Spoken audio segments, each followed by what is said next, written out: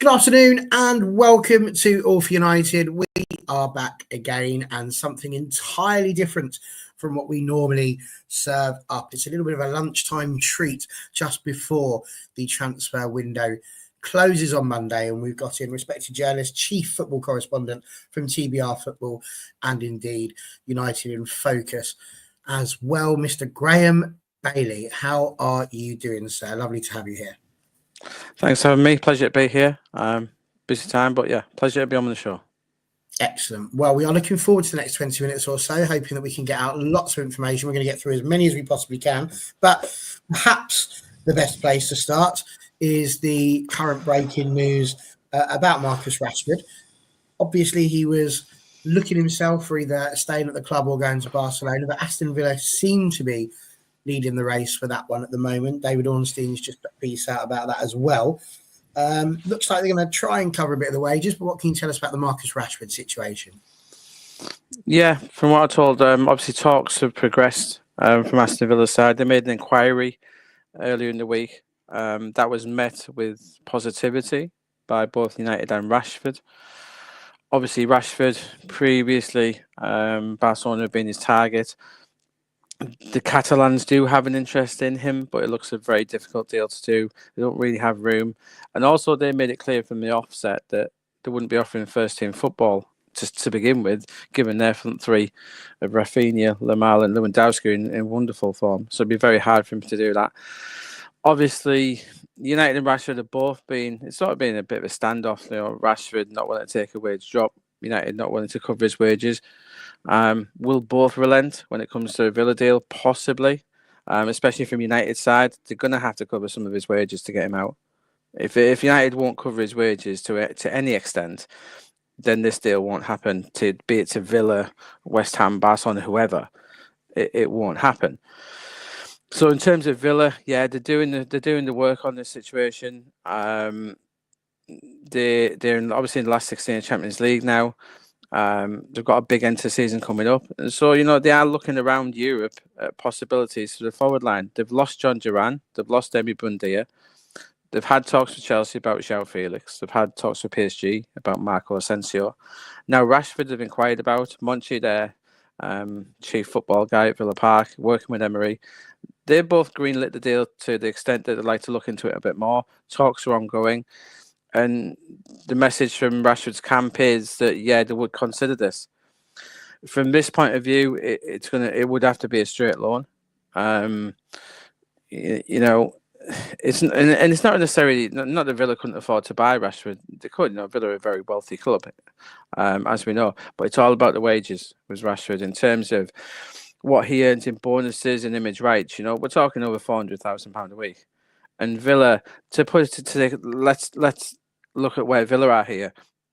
Their highest earner at the moment is Emi Martinez, who with bonuses at the very, very most is on 175, probably closer to 150. So, there's the difference we have between the two teams in terms of financials. So it'd be very, very hard to do permanently. Not impossible. Nothing's impossible in football, as we know. But yeah, so the basics of it, yeah, Villa are progressing with talks. Rashford isn't the only one they're talking to in terms of a forward, but they want maybe two in anyway. So this is a possibility, this one, it really is. And so, yeah, let's see how it progresses in the next 48 hours. But yeah, it's really possible now. It'll be really interesting to see how it goes, because obviously the outgoing is very important in terms of the incomings as well, and all of the moving parts that you have during a transfer window. Another potential exit for United, you posted the other day as well about not ruling out Alejandro Garnacho potentially leaving the club. We know that Chelsea have had some interest there. That's possibly two going out and both teams within the Premier League. Can you see that happening? Coming as we started, I was thinking about this morning. When I started the day off, I was of the belief maybe about 60-40 that both would stay. I think Rashford's more 50-50 now, where he may go. I'm still of that belief for Garnacho. And, United are not pushing Garnacho out the door, but this interest has stemmed from somewhere. And it's not false interest, it's not phantom interest, it is there, it's genuine from Chelsea. So, when I spoke to sources early in the week, and as you say, it could not be ruled out that Garnacho could be leaving. It can't be ruled out. I think United fans know that. I did a report earlier in the month. Garnacho was frustrated with his system. He was frustrated with life under Ruben Amorim. The respect was still there. Amorim loved him as a player, and he loves the club as United. Is Garnacho long-term a fit in this Amorim system? I know he's played well recently. I still don't believe he is. I really don't. And I think that's just the way it is. And before Amorim came in, I said on quite a few United places, there will be players who have to bite the dust, have to be cast aside purely for this system. And there are players who we didn't think would fit in, will. And that's just how it is with the Ruben Amorim system. I think Garnacho will be one of those players who, in the long term, won't be here, won't be at Old Trafford. Will it be done this month? I'm not so sure. We've seen Tottenham have made an inquiry as well as they're looking around, having failed to get Matthias Tell and Randall Kolo-Muani. They are looking for another forward, and they've inquired about Nkunku and Garnacho as well, just inquiries at this point. So, yeah, Garnacho, I think we'll have to see what Chelsea do. It's completely in Chelsea's court at the moment. Chelsea have got encouragement from somewhere to make this approach. So, yeah, I think Garnacho will stay personally, but I would not want to put an awful lot of money on it. And it's still in the balance. And yeah, we're going to be talking about Rashford and Garnacho up until the deadline, I suspect. Two very, very big exits potentially there. But if we start looking as well at some potential entrances to United, perhaps one of the most likely ones that we're going to see, we've got one confirmed, we'll talk about that in a moment, but we've also seen Patrick Dorgu on a plane and landing near Manchester. So any thoughts on Patrick Dorgu? That seems to be nailed on. Yeah, I think it's a very interesting signing. I think this is the first signing of Ruben Amorim era that is for the Ruben Amorim system.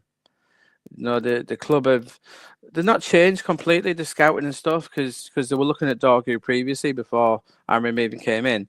But I did a report, was it earlier this month, or even last month? I can't remember. I do apologise, but the fact that the scouts thought that Dorgu was the perfect fit for this left-hand side. Or even right, he can play both sides.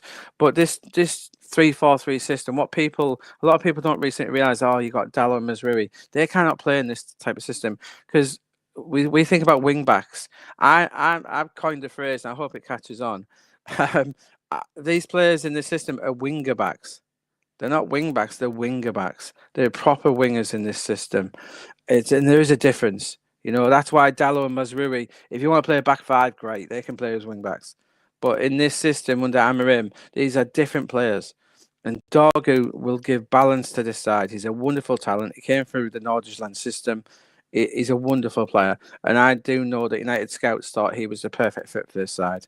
A bit like Giovanni Quavenda, who again is a player who United scouts love. First reporting 6 months ago that like him. Wouldn't be a huge shock to see him come in the summer. But they're going to have these options on both sides. We know Ahmad could play both sides ideally, but do we see him playing as one of the two cams in the system? Possibly. But having them options there, who the attacking options, that's what Amorim wants. He wants this balance. He wanted that left-hand side covering, and he's going to get his wish for Dorgu. This is the first signing, a proper Ruben Amorim system signing. And I think it's very exciting. This one signing won't cure all the ills. As I've reported again previously, it could take 6 windows to get the squad to where Amorim wants. It's going to take at least 2 windows to get the team close to where he wants, the 11. There's going to be an awful lot of changes here. But Dorgu is a very, very good start. He's a wonderful player. He's an athlete. He can do everything that Amorim wants him to from the left or the right. Don't be surprised to see him playing on the right as well at some point. Absolutely, I mean, you're right to say as well. It's really fascinating to see the types of player that Amorim is going to bring in, especially with his system that he is absolutely not going to move away from. So, an excellent start to the transfer window there. But we've equally brought in Aiden Heron. It's been confirmed on the Manchester United website within the last couple of hours. An 18-year-old centre back from Arsenal, caps at England under 19 level. Jason Wilcox says he's ready to come straight into the first team squad to develop. He was part of the pre-season side for Arsenal that played alongside the likes of Miles Lewis-Skelly. We've seen him obviously in the news for all the wrong reasons, sadly, with the red card and everything that's gone on around that. What can you tell us about Aidan Heaven? Is that someone we should look forward to seeing slotting into the team anytime soon? Yeah, he's a very good player. I actually did a piece on him before Christmas about the fact that Arsenal were very worried about losing him. He was in and around the first team at Arsenal. He just wouldn't sign a new deal at Arsenal, and that's the reason he's leaving now. Very highly rated, very good player. And Graeme will assess him, see where we are. If he thinks he's good enough, he'll be involved. We'll soon find out. He adds that, in a back three, I'm told he would fit particularly well, so he might fit an Amorim system really well. Don't be surprised if he's involved a lot. Obviously, he thinks the path to the first team is better at Old Trafford, and that's part of the major reason he's left Arsenal. Not because he was massively unhappy, but he didn't particularly see a route to the first team for himself. No, absolutely. And Arteta was quite clear about mentioning him as well in that pre-season. We've spoken a bit about those guys. Another one is potentially going to be coming in, Matthias Tell. Now, we know that Spurs came in for him. They've been rejected. Coming from Bayern Munich, they seem to want a loan. It seems to come out in the last few minutes as well that a verbal offer has been put in by United, and they're just waiting to see what happens from that. Where do we stand with that, and how likely do you see that? It's a fascinating situation. As we've known from the start of the week, Spurs were particularly pushing really hard to get him, offering permanent deals, loan with obligations, loans. And then once it became aware that Tell was available, we've seen many clubs. Chelsea were the first ones to come in for him. Part of the Nkunku deal, that didn't happen. Tell made it clear he wasn't keen to go to Stamford Bridge. He didn't see a route to the first team there. Chelsea haven't completely gone away, which is interesting. If they do lose Nkunku, Felix, there may be an avenue there. But the main two, Villa, another team who were in for Tell as well. But the main two for me now are Arsenal and Manchester United. Arsenal, they would be looking more to get him on a permanent basis. I did a story yesterday, which I think ties in with the Manchester United interest. It was my information that there was members of the buying hierarchy who weren't keen on letting him out permanently. They thought, with this 19-year-old, he's a huge, huge talent. Should we be letting him go? And so then that does tie back with United to a certain degree, that if United are willing to do a straight loan, they might be the only team on offer of that, and they can offer him first team football. Give Tell first team football for 6 months, and then if Rashford does leave or Garnacho leaves, it gives United another option. I think it ties in very well with United. We know United have been in contact with him, so yeah, I don't be surprised if he goes in there and there's that route back to Bayern for Tell as well. I'm not sure he's fully committed to leaving Bayern, so maybe 6 months at United might suit him down to the ground. And if Rashford does go, yeah, he's a nice little fit to come in and replace Rashford in the squad. But I think they would, even if Rashford and Garnacho stayed, I think United would be open to bringing him in, and talks are ongoing. I mean, it's one of those when you look at those signings, the ones that we've just mentioned in terms of Dorgu, Heaven, and Tell. It seems to me, I've said quite a lot on this channel, that we're just toothless in attack at the moment. Tell is potentially one of those players who might start adding some natures to the mouth, really, aren't they? And it brings me back to the Rashford problem, where I thought Amorim's quotes on Thursday were brilliant. It sums up what a quality guy he is, where he confirmed United would be a better team with Rashford in it, and that's really just a sign of how poor Xerxes and Højlund are. They really are way off the pace. If you're looking at his striker department, Rashford is light years ahead of the other two in terms of talent, in terms of everything. Light years ahead of them too. Xerxes, I think, is showing glimpses. Højlund, I just don't know what Højlund is. I said you'd be better up in a bag of cement up there, because at least you can play a 1-2 off a bag of cement. He's not the answer, and Amorim knows it, and that's why. Even let's go back to the first game of the Amorim era. Who started up front for United against Ipswich? Marcus Rashford, and that thing I think sums it up. So Tell would add to that. This striking department needs an overhaul. It'll get one in the summer, and it wouldn't surprise me if none of these three are part of the long-term future. I don't see a future for them at the club. They've shown, especially Højlund, that he's not good enough. Rashford's commitment is questionable. So yeah, the striking department is a real issue for United. It is. But that might change as well when these cams are looked at by Ruben Amorim. Fernandez, yeah, I think he'll make improvements in that area as well. This whole team needs an Amorim overhaul. He's the right man to do it. Let's just hope the fans stick with him during this process, because there's going to be some pain to be had in this process. There really is. But hey, there's going to be the odd nice moment, like a dog who coming in and that sort of thing. So let's see where this goes. But yeah, I think Matthias Tell would be a nice addition to United to get him through at the end of the season. And yeah, unfortunately, United are not playing for much as we sit here and talk. Going to February this year, they're not in. There's not much there to be had. So yeah, let's see where we go. I think Tell is a really interesting option for them, and they are pursuing it. But whether Tell is a permanent option, I think it's one way. If Tell comes in, enjoys it, loves it at Old Trafford, I think it then becomes a permanent option. But let's see what happens. I don't think he's desperate to leave Bayern at this point. No, that does seem to be the case. Another story that seems to have broken over the last hour or so as well is potentially a loan for Real Malacia, to Benfica. So that's probably the right decision, isn't it? I mean, he's been absent for a very long time. He needs regular football, and he's not necessarily at the moment at the level of United. Can you see that one coming up? Yeah, it's a few clubs been in for him. I know Celtic were one of the ones who were considering Malacia as well, and we'll see how that one progresses. Yeah, but he doesn't fit in, as we were talking about the winger backs. He doesn't fit into that system, and so yeah, it's not a surprise to see him going out. Absolutely.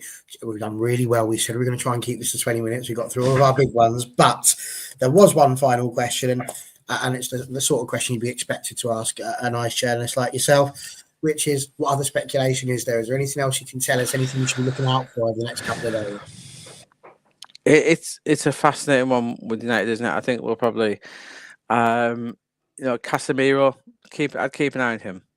There is the Saudi window is shut now, but there is other interest in Europe in him.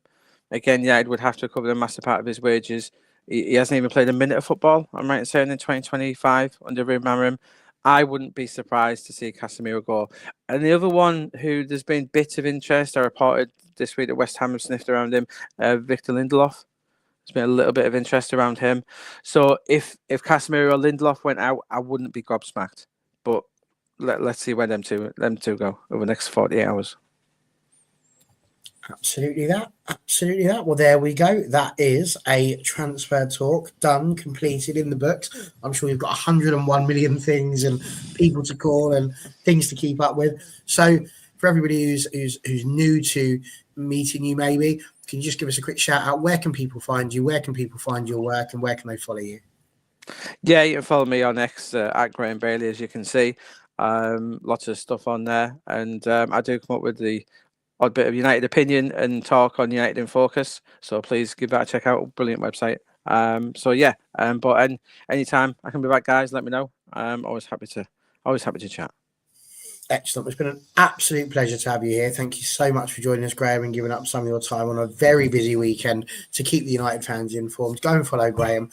If you haven't already, subscribe to the channel. And we will look forward to seeing you tomorrow evening when we start looking back over the Crystal Palace game. But thank you very much, Graeme. Thank you very much for watching, and we'll see you next time.